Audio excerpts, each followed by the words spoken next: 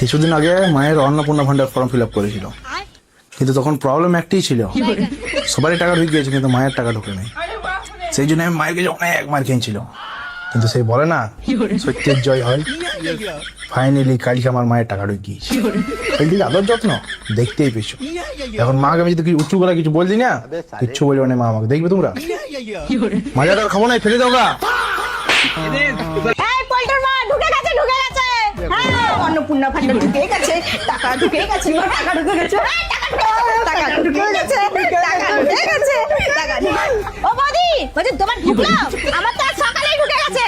কি তোমার এখনো টাকা ঢুকলো না? এর জন্য আমি প্রথম থেকেই বলেছিলাম মা অন্নপূর্ণা করো। কি তোমার ননদের টাকা ঢোকেনি? আরে আমার ননদের টাকা ঢোকেনি, কি বলতো, মন থাকতে হয়।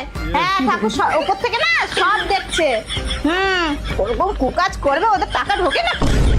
কি দিদি, শুনলাম নাকি তোমার টাকা ঢুকেছে? হ্যাঁ টাকা দেবে না মানে?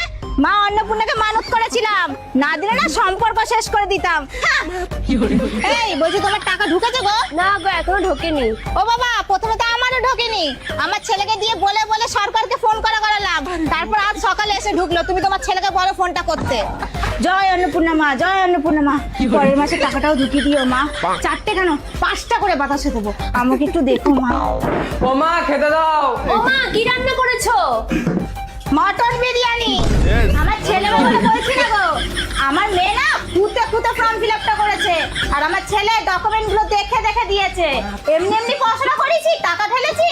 হ্যাঁ, আর এমনি তো আমার ছেলে মেয়ে যখন ফর্ম ফিল আপটা করেছে বুঝতেই পেরে গেছিলাম আমার টাকাটা ঢুকবে। হ্যাঁ